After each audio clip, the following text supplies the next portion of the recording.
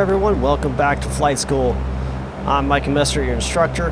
I'm not a real-world instructor or a private pilot, so do not use this information given in this tutorial in real-world aircraft as you may injure yourself or someone else. Today we're going to be practicing our landings, and the main focus today obviously is just the landing part. I'm in a traffic pattern right now, and I'm waiting for that turn onto our base. Now the points I want to make in this one is a lot of times you'll see what people call the flare. Now the flare is used in aircraft such as airliners and the like, and it's an important tool. I'm going to start reducing throttle here for pilots to learn. But as I've been watching some videos on real-world flying in preparation of taking my ground school, and one of the things I saw was this guy didn't use the term flare. He kept using the term transition. And I was thinking about that, and I was like, why does he do that? And then he finally explained why he uses the term transition instead of the term flare. The reason he uses the term transition is because you're not flaring your aircraft in a Cessna. A Cessna doesn't flare like you see in a Boeing 737 or Airbus A320. What happens is you transition to what they call slow flight, and you do that basically when you get towards the airport. All you're going to do is transition into slow flight right above that runway, and then you're going to bring that throttle back, and that'll bring you down to the ground.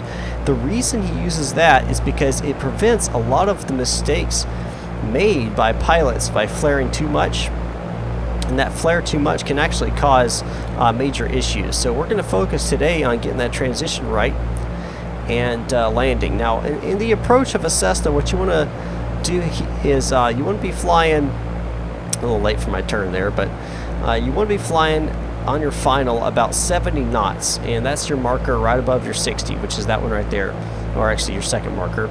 And that's your marker you're going to be wanting to hit.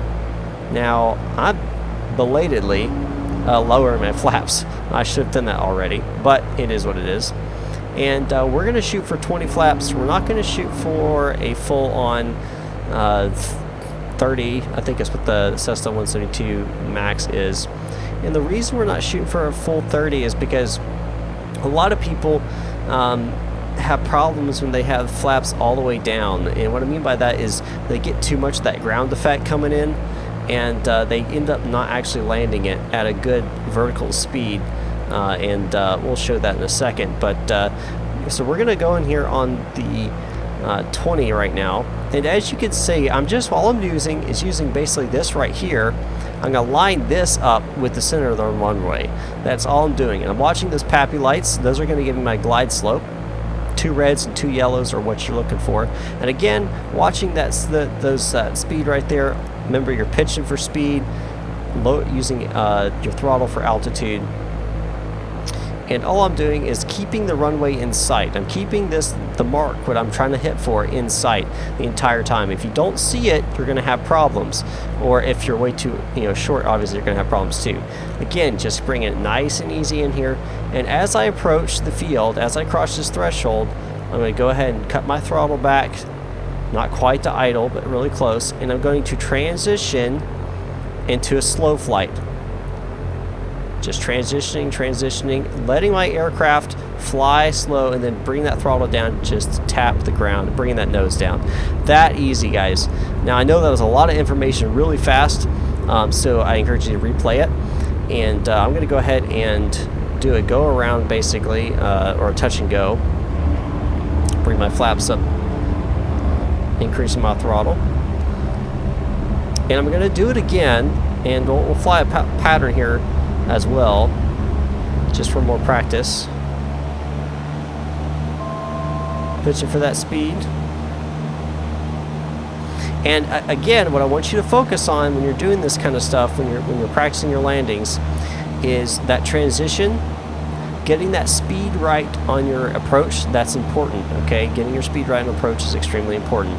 If you don't have that right speed, you can have some major issues, slamming your aircraft into the ground, floating over the airfield for a while, all of that can be a major factor. So you want to make sure you're using the correct techniques. And again, I'm using 20 flaps. Can you use 30 flaps? Of course you can use 30 flaps. If you're using 30 flaps, you're not going to be coming in at 70 knots. You're going to be coming in more like 65, 62 knots. That's usually what you're going to be shooting for with that. And just getting our pattern set up here. I need to turn more. That was too early. I need to turn more. Alright, remember pitching for airspeed, keeping throttle for my altitude. And there we go. That's what I was looking for. Alright, looking back, there's the airfield right there. So, just a second, we're going to make our turn. Again, the important thing here, as I mentioned in the last episode, is a good approach will generally bring a good landing. A poor approach will generally bring a poor landing. Not all the time. In most cases, that's how it works. And all I'm doing, remember, is transitioning from normal flight to slow flight. That's all you're doing. Once you're in that slow flight, then you're going to land. Now, what I'm going to do here on the base leg, when I turn here, I'm going to show you guys slow flight while flying. That's right, I'm going to do a slow flight on my base leg, and this is a good thing you can do to practice that transition, to bring you down easy, nice and gentle, without slamming into the ground or coming in too fast and flying way too far down the runway, landing halfway down the runway. You don't want to do that. You want to hit around those touchdown marks, in between the threshold and those touchdown marks. That's kind of what you're aiming for. So we're going to go into a slow flight, and where that's going to work is I'm going to go ahead and reduce my throttle a little bit. Keep my nose up to maintain my altitude. Let my airspeed drop off. I'm going to add 1 flaps, so I want to kick it up there. Again, I'm transitioning into slow flight right now, and in the base, I'm not even coming in the land or whatever. And I'll show you what slow flight is. Make sure I get that 70 knots. Don't want to go too slow.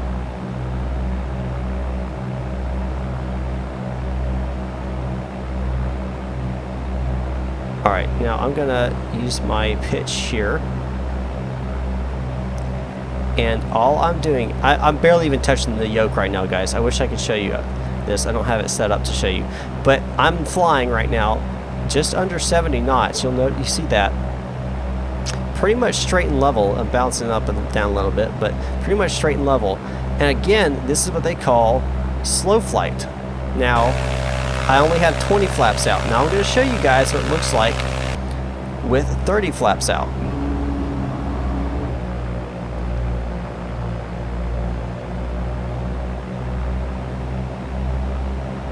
And you'll see the difference in your speed. Notice that I'm flying right now about 60 instead of that 70 with these 30 degrees of flaps out. And this is what they call dirty slow flight, which means your flaps are all the way out. You see that? I'm flying right now at a slow speed. Really slow, but I'm flying straight and level and just fine. I'm not quite to my base yet. And again, this is what you're looking for right before you're going to hit the touchdown. You're wanting this slow flight, because this slow flight gives you that basically transitioning, right? You're transitioning from normal flight, slow flight. You're getting a nice kiss onto the ground. You're just barely kissing the ground. That's what you're looking for. So I'm going to go and bring myself up just a little bit here, increasing that throttle so I don't drop down. And I'm going to go back to normal flight here.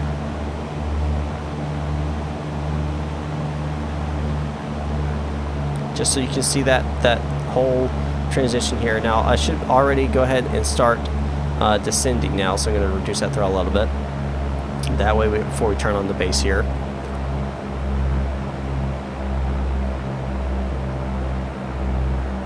Alright, we're going to go and turn now on the base. And again, what you're looking for is you're wanting that slow flight as you're coming down onto the ground. That's what we're looking for. So that's what I'm going to shoot for here in just a second.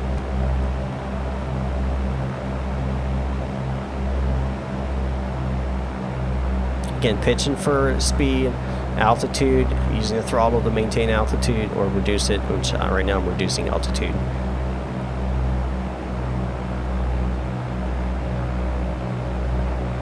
Alright, now let's look left, let's see where we are now.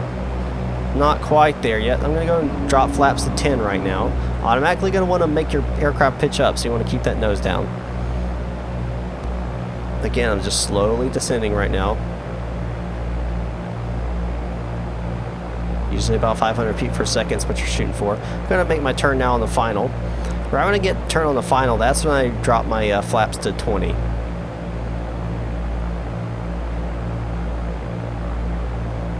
And you notice my airspeed is getting close to that 70 knots. That's what my final approach speed wants to be. I'm a little over on that, a little shot over that, but I'll be all right. Reducing throttles a little bit more. Dropping that to 70. You'll notice the airspeed drops. That's okay. I want it right there, that 70. That's what I'm shooting for. So I'm keeping my aircraft pitching for that. Watching my altimeter. Increase throttle to increase that, will decrease that descent, vertical speed. And again, I'm looking at those poppy lights. Right now there's 3 red, 1 yellow, which means I'm too low. So I'm just going to keep my, kind of reduce that descent right now. I need to speed up.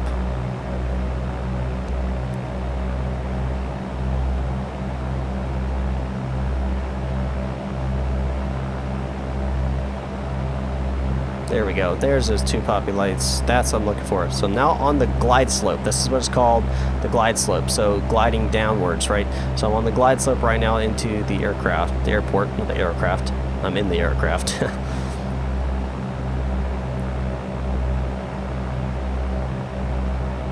Again, just trying to get straightened up here. And again, I'm a little high. Let's reduce throttle a little bit. What am I doing? I'm about to transition into slow flight. As I get closer to the ground, I'm just going to transition into slow flight, which I showed you guys what that was on base. I'm sorry, on downwind, not base.